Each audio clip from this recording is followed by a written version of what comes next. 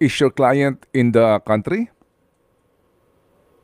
I believe so, kasi may lookout order siya. Pero I cannot, kasi actually kararating ko lang kahapon ng umaga from abroad. So, nung telephone lang kami nagkausap. Opo, you were saying you cannot confirm nor deny, is that it? Of course, Hindi niyo po makumpirma kung nasa bansa pa ang inyong kliyente o hindi?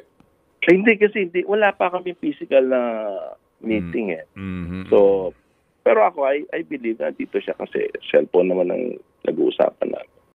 Kumusta po mga ka-viral? Welcome back ulit sa aking YouTube channel. Panibagong update ngayon sa kaso ng suspended mayor ng Bamban Tarlac na si Mayor Alice Go at ng Pogo operation sa ating bansa. Suspended Mayor Alice Leal Go, posibleng nakatakas na sa ibang bansa. Ito ngayon ang pinangangambahan ng mga netizens dahil sa tila pagong na pag-usad ng mga kaso na kinakaharap niya. Ito'y base sa sagot ng abogado nito na si Attorney Stephen David sa panayam sa kanya on phone ng News 5 journalist na si Ted Filon na hindi din ito alam kung nasa bansa pa si Alice Go o nakalabas na ng bansa. Ayon kay Attorney David ay hindi din daw sila nagkikita ng kanyang kliyente na si Mayor Alice Go. Aniya, he cannot confirm if his client is still in the country. Nag-uusap lang daw sila via phone. Tinanong din ito ni Ted Filon kung ano ang reaksyon nito sa subpena na ibinaba ng korte sa darating na pagdinig at kung sakaling hindi ito makakadalo ay maaring humantong sa pag-aaresto sa kanya. Sa darating kasi na July 10, nakatakda ang susunod na Senate hearing kaugnay sa mga kasong kinakaharap ni Mayor Alice Go. Ipapatawag ang iba pang mga sangkot sa likod ng kontrobersiya ng Pogo operation sa bansa. Samantala sa kaugnay na balita, hinggil sa pagkaladkad ng pangalan ng senador na si Lito Lapid ay muli namang nagulat ang taong bayan sa panibagong revelasyon ng attorney na si Toto Kausing sa di umano'y magarbong mansyon ni Lapid sa ibang bansa at mga limpak-limpak na kayamanan na aniya ay nakulimbat niya mula sa Lahar Quarry nung ito'y gobernador pa ng Pampanga. Malaki din ang nakuha nito umano mula sa pinagbintahan ng hektaryang lupain na pinagtatayuan ngayon ng Pogo Hub sa Porac, Pampanga. At hanggang ngayon di umano ay tumatanggap ito ng payroll mula sa Pogo dahil committee chairman di umano ito ng Amusement and Gaming Corporation kung saan nabibilang ang PAGCOR at Pogo. Tahasang tinawag ni Kausing si Lapid na magnanakaw dahil minsan na di umano itong nasangkot at nakasuhan sa fertilizer scam. Matatanda ang kinasuhan nga ito, subalit na-dismiss ito ng Sandigan Bayan. Subalit hinabol ito ng Ombudsman at inakyat na ito sa Supreme Court. At kung mapapatunayan ay mabubulok si Lapid sa kulungan. Kumita pa ng 1 milyon, mahigit 1 milyon isang araw sa probinsya. Sa kinikita na yon, may binibigay pa na 40% sa municipality, sa bayan kung saan nakikita yung lahar. At sa mga barangay, binibigyan din. So despite the fact na patunayan ni Father Ed Panlilio, yung 1 million mahigit kada araw na kinita. So sa isang taon, there are 365 days. So ibig sabihin, kung sundin lamang natin yung konserbatibo na kinita na aktual na pinatunayan ni Ed Panlilio bilang gobernador noong 2007 hanggang 2010 ay 1 million a day. So, ganun lang tayo. Ibig sabihin, 2 taon, 3 taon, ay bilyonaryo na si Lito Lapid sa 3 taon lang. So, 1995, 1996, 1999, ay bilyonaryo ka na. Di ba? Sa 1998, tumakbo ka na naman ulit, naging gobernador, pang 6 years mo. So, 6 times, 6 billion na kinita mo. Pagtapos mo ng pagiging senador at pagiging gobernador, kumita ka ng 9 billion halos. Siyempre, hindi ko na binibilang yung ibang kinikita. Pati yung mga share mo kay Bong Pineda sa mga huweteng ay hindi ko na binibilang. Oh, so, ang dami-dami mo talaga kinita, Mr. Lito Lapid. So, ngayon, ikaw ay, nung ikaw yung senador, gusto mo, kinuha mo ng 2019, nanalo ka ulit na pagka-senador, ang kinuha mong committee ay Committee on Games, Amusement, and Sports. Kaya napunta sa'yo yung Games and Amusement Board. Na ang Games and Amusement Board, yun po ang nagbibigay ng lisensya sa lahat ng mga Pogo. So ngayon, kung nagbibigay sa lahat ng mga Pogo, so ano ang ibig sabihin nun? E di, kumikita ka dyan, tapos ang sinabi sa akin, isa ka sa 4 na senador na mayroong tinatanggap na payroll, sa payroll pala ng Pogo dyan sa Pampanga at saka sa Tarlac. So ngayon, magkano kinikita mo ngayon? Aba, napakalaki. Kaya nga talaga, Mr. Lito Lapid, nakakaasar man isipin, pero wala po kaming isip na inggit. Okay na sa akin, nakagraduate ako sa College of Law, naging doctor ako, doctor of jurisprudence ako. Okay na sa akin kasi hindi ako mayaman. Mayaman naman ako sa utak. Okay lang yan, hindi mananakaw. Yan pong kayamanan na hindi ma-subject sa tinatawag na amlak. Oh. Ngayon, ang style naman ni Lito Lapid, napakatalino talaga to. Sabi ng kanyang dating abogado, si Attorney Galang ata yun, patay na yun eh. So, sabi ata, napakagaling nitong tao si Lito Lapid, kahit abogado talo niya sa pagiging magaling pagdating sa pera. So, ganun po kagaling si Lito Lapid. So, kaya kung dyan ka magaling sa pera, ang galing mo makatingin sa bawat bagay para kumita. Kabiro mo, pinag-isipan mo for the first time in history, ikaw ang kauna-unahang tao na kumita sa lahar. Oh. Ganon. Ngayon, itatanggi mo yan. Ipaliwanag mo kung saan ang galing yung mga mansion mo. Ipaliwanag mo kung magkano binili mo. Tapos, nung in-interview ka ni Bernadette Simbrano, sinasabi mo na binili mo lang 24 pesos per square meter noong 2001. Ang lupa mo dyan na ginawa mong farmland, dyan sa Purak. So, akala ko si Alice Go lang laki sa farm. Pati ikaw pala, laki ka rin sa farm. Oh. So ngayon, 24 pesos per square meter, ibig sabihin, inalipusta mo yung mga Kapampangan na may-ari ng dyan, ng mga magsakahan na nagkaroon ng utang, kaya nila binenta kasi wala silang pera. So sinamantala mo naman ang kahirapan ng kapwa mo Kapampangan. So yan ang problema. Naghasi ka ng lagim sa mga kapwa mo Kapampangan. So yan ang ngayon, kung dito ka na sa Pugo, kinuwento ko na pinakialaman mo at para mapunta sa kamay ni Roberto Cruz o Liwag Cruz ang lupa na 106.4 hectares na kung saan noong 2019 ay tapos na sanang usapin kasi nanalo na mga farmers at ibinalik na sa kanila ng DARCO, na opisina ng DARCO yung lupa.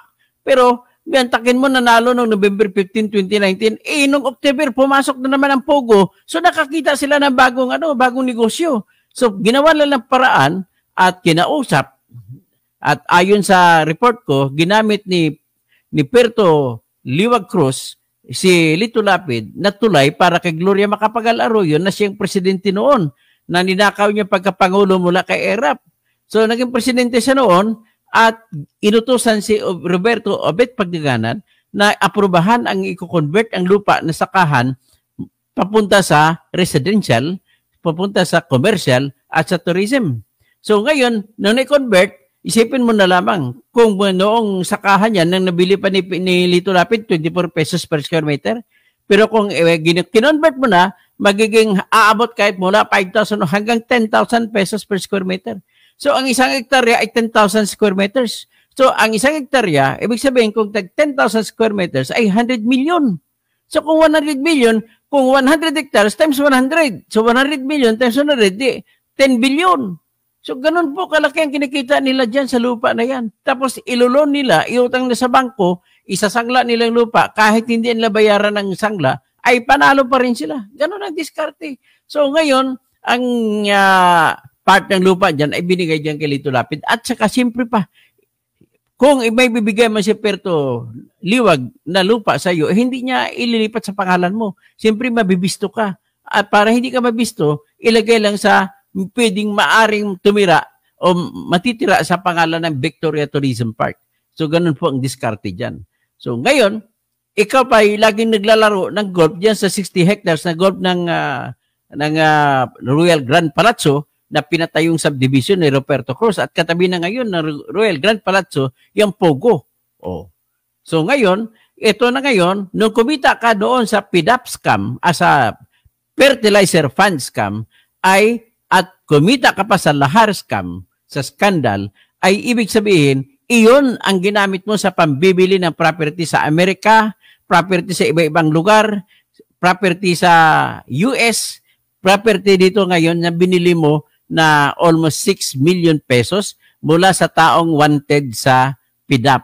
Ang kinasuhan sa PDAP dito ay si dating Congressman Proceso Harasa Alcala ng probinsya ng Quezon. At ang co-accused niya ay si ito yung pinagbibilhan si Roberto Solon. So itong tauhan ito sa ni Proceso Alcala. So ito si Roberto Solon ay hanggang ngayon ay wanted. Parang si Bantag at saka si Kibuloy na nagtago. Hindi naman lamang kung saan ngayon. So ang ibig sabihin lamang yan ay yung hanggang ngayon kung hindi siya nagpapakita, ibig sabihin guilty yun si Roberto M. Solon na pinagbibilhan. Tapos ang nagbenta lang actual, ang pumirma, nakapangalan kasi sa kabit ni Roberto Solon. Kaya yan ang mga panangga ng mga magnanakaw. Ilalagay sa ibang tao na pangalan ang mga propiedad. So ngayon, dahil doon nakapangalan sa iba, iyon na ngayon ang kinausap nila ni Mr. and Mrs. Lito Lapid para bumili ng property dyan sa PhilInvest. So, yan, tingnan nyo ang inyong inyong mga kapampangan, tingnan nyo, mimingat kayo kay Lito Lapid. Huwag nyo na iboto yan. At saka mga hindi kapampangan, huwag nyo na rin iboto ito, sinusukan ito ng mga kapampangan. At saka hindi yan talaga, hindi kumita si Lito Lapid ng malaking pera mula sa pagiging Leon Guerrero. Tsaka mga balyente na yan, no?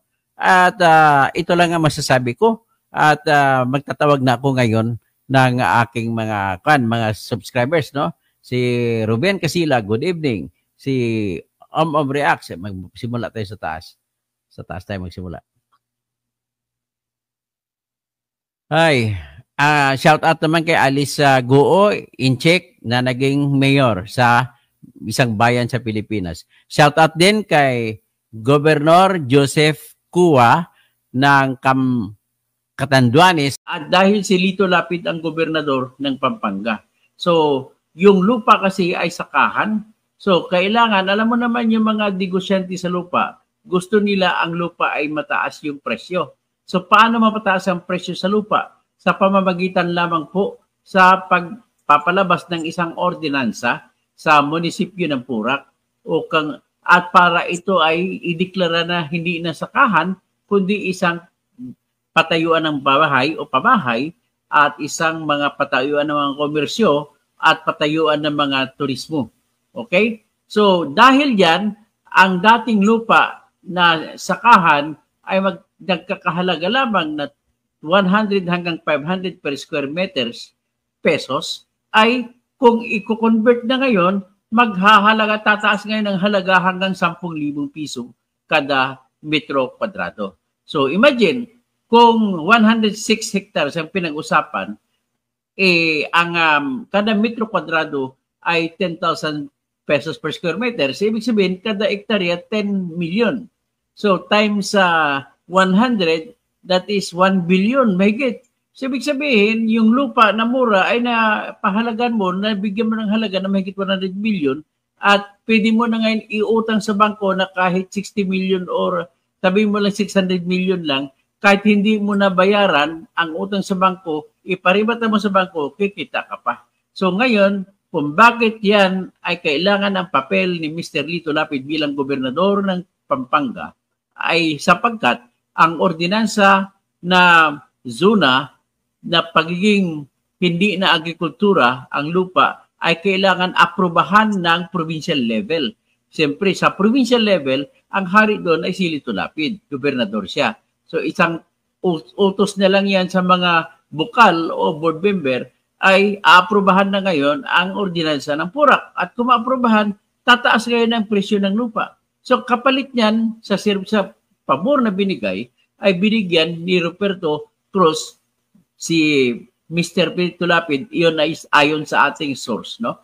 Na binigyan si Mr. Lito Lapid ng malaking lote sa 106 hectares. At iyan ang 106 hectares ay naaprobahan bilang tumulong din si Lito Lapid at sa pamamagitan ni Gloria Macapagal Arroyo na siyang presidente noong araw na yon ay na-convert, na-aprobahan ng Department of Agrarian Reform na ang sekretary roon ay Roberto Obet Pagdanganan sa bilang turismo, komersyo at pang-residential na lupa. Biro mo 106 hectares na sakahan, kinonvert sa ganun lang kadali.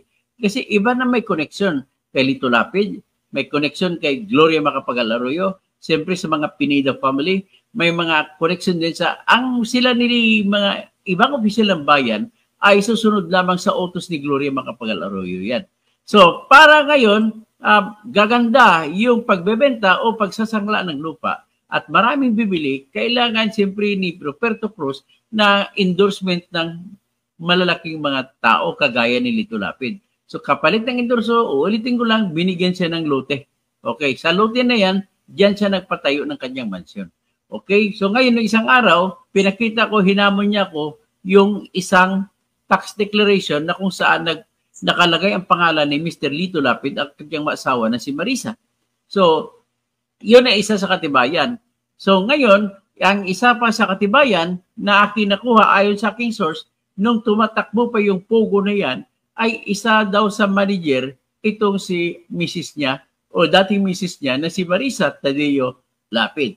So kung ano man, hinihingi kung totoo man yun o hindi, nasa kay Lito Lapid niya pag-deny. Pero ayon sa aking source, ay talagang pinag-uusapan na manager sa Pugo, ito si Mrs. Marisa Lapid. So ngayon, ang pag-usapan naman natin sa ngayon ay itong litrato na binigay sa akin na kung saan ay makikita mo na dikit na dikit, close na close, as in BFF, si Mayor Jing Capel ng Purak, Pampanga, at saka yung boss ng Purak, Pugo, na si, ang pangalan niya, Cassandra Cathy Ong. So ito pong litrato, tingnan ninyo. Gusto ko makita ninyo yung litrato para sasabihin nyo hindi ako nagmamarites. Oh, yan.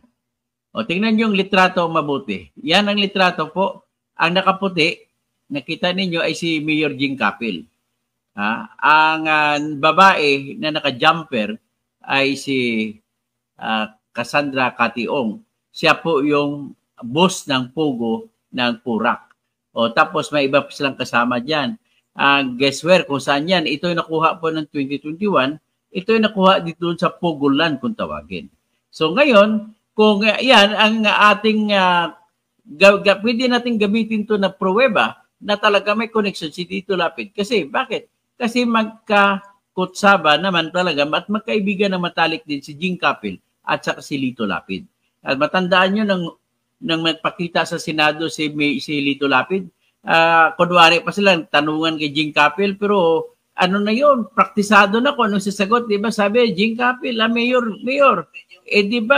wala akong lupa dyan. Eh, siyempre, yes. Tinuturuan niya si Jing Capel kung ano sasagot. So, yan po ang mga dagdag na pruweba kung bakit masasabi natin talaga si Lito Lapid ay talagang may kinalaman. Hindi pa yan sinasabi kung ano ang meron sa 4 na senador na may connection din doon sa Pugo na yan. So ngayon, nais ko lang din tirahin itong salita ng palabas na balita ni Mayor Jing Capel na bilang mayor daw ay wala siyang kapangyarihan sa ilalim ng Supreme Court na papasukin at re-raid ang Pugo. Kaya ginamit niya ang desisyon ng Supreme Court sa Lim versus Court of Appeals at Pilapis versus People. Pero ang pagkakamali ni Jing Capel ay hindi ito nag-a-apply, hindi nagagamit ito sa kanyang kaso. Kasi ang kaso niya, tinatanong lamang siya, sinasabi niya na walang mga business permits itong mga Pugo na to o mga negosyo dyan sa Pugo. So ngayon, pag walang business permit, unang gagawin ng mayor ay hindi niya sa totoo lang, hindi niya na kailangan inspeksyonin. Bakit mo kailangan inspeksyonin kung walang permit? Ang pwede mo lang ma-inspection ay yung mag-permit. Nag-apply ng permit at binigyan nyo ng business permit. Kaya may karapatan kayo mag-inspection. Pero yung hindi pa na-renew ng 2024 ay hindi nyo pwede pasukin yan. Kundi may karapatan lamang kayo, Mayor, na isara. Bakit nyo pa kailangan inspeksyonin? Hindi naman nga nag-apply sa inyo ng renewal.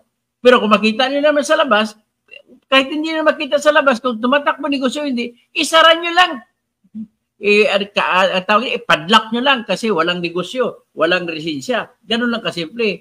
Pero yung kanya, yung katwiran, tinanong siya sa hearing na hindi daw siya makapasok. Pilit daw nila pinapasok tapos pinigilan sila. So ngayon, binigyan niya ng katwiran kung bakit hindi siya makapasok dahil sa desisyon ng Supreme Court.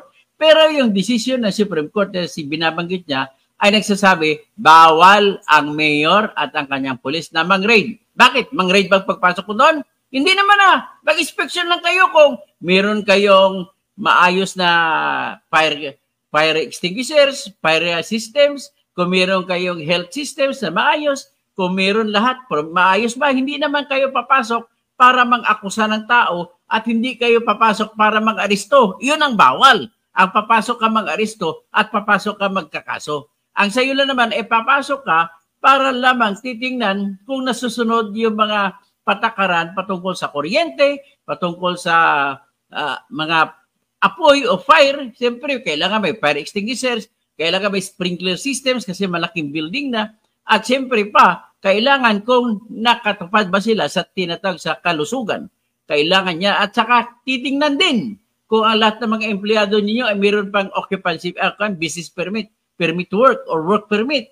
Kasi bawat bayan, may karapatan po ang bawat bayan na kailangan na i-require ang lahat ng nagtatrabaho sa kanilang bayan o city na kukuha ng work permit sa kanilang bayan. So, pwede yun kasi ang pakay nila, hindi magkulong na tao, hindi mang-aristo. Oh, Mayor, huwag ka naman mangangan dyan. Halata naman kayo ni Mayor Lito Lapid na nagkukutsabahan kayo. So ngayon, isa ka pang dagdag kong ebidensya na kung bakit si Lito Lapid ay talagang in na in sa Pugo, sa Purak, Pampanga, ay ito, pakinggan ninyo yung ilalabas ko rito na broadcast ni Mr. Percy Lapid noong September 22, 2022. Ito ay ilang araw lamang bago siya binaril noong October 3, 2022. So pakinggan ninyo ang sinabi ni Mr. Percy Lapid nung araw pa. Nung araw pa bago siya mamatay. Ito, papakinggan ninyo. No, yan. I-play ko Pakinggan ninyo ano sinabi ni Mr. Percy Lapid laban sa kanyang kamag-anak na kanya ng tinakwil. Iisip mo.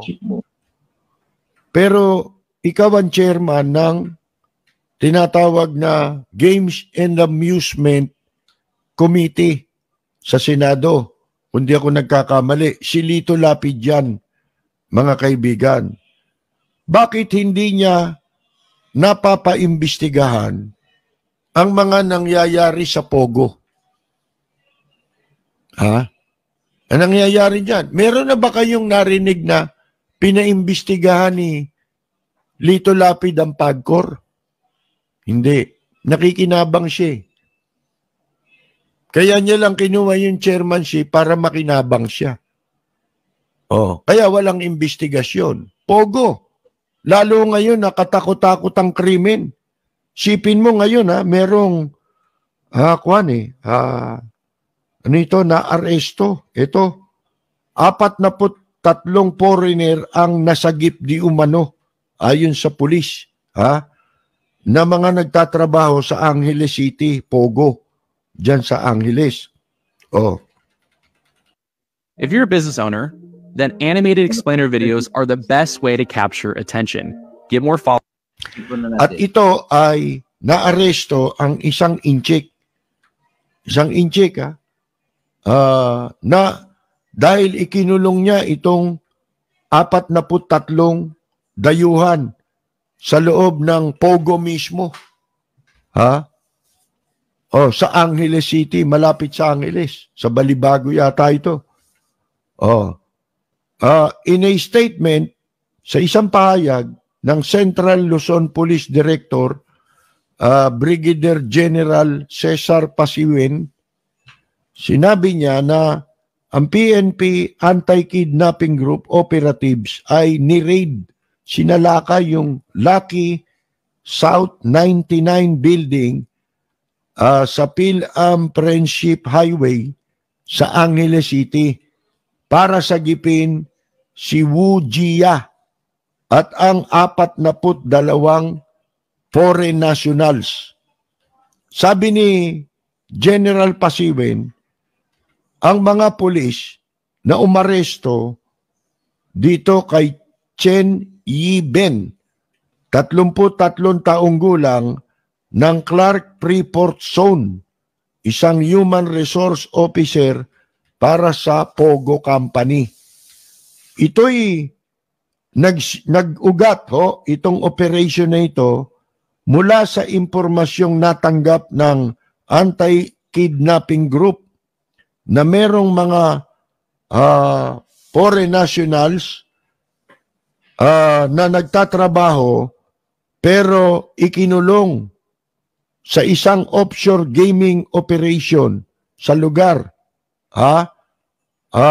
Sabi ni General, hindi pa yan. Ito naman. Talaga itong mga dumayong inchik dito. Dito nila ginagawa yung krimen nila, mga kaibigan. Iba't ibang unit ng pulisya naman ang naaresto ang 2 drug suspects at nakakumpiska sila ng umaabot sa halagang 408 million na halaga ng shabu sa isang bypass operation sa Mexico o malapit sa Mexico, Pampanga. Ayon sa paunang investigasyon ng PNP Drug Enforcement Group's Special Operation Unit, National Capital Region, ang haba. Ang mga naaresto ay sina Wenji Chen, 45 years old, at si Yan King, 42, na kapwa po residente ng Angeles City. Ang operation ay inilunsad sa isang gasoline station. Mga bandang 1:45 ng hapon. Nakabili sila ng 5 kilong hinihinalang shabu na nakalagay sa 5 vacuum sealed plastic Chinese tea bags gamit ang 5 tig-1,000 piso na play money o sa ilalim ng mga tig-1,000, 5 marka money na 1,000, sa ilalim mga play money na 5 lang yung totoo. Yung officer in charge ay nagsabi na ibinenta ang shabu sa halagang 34,000 pesos. Yun. Pagkatapos maaresto, ay nakakuha rin sila nakakuha mga otoridad ng 55 Chinese tea bags na naglalaman ng 374,000 pesos. Pati na yung sasakyan ng mga suspect ay kinuha ng mga otoridad. Yan, mga kaibigan, puro mga Chinese ito na dito ginagawa ang kanilang krimen sa ating bansa. Kailan kayo kikilos para sugpuin yan? Dapat panagutin dyan yung mga lahat ng pumayag sa visa upon arrival. Simulan mo kay Vitaliano Aguirre. Isama nyo si Morente.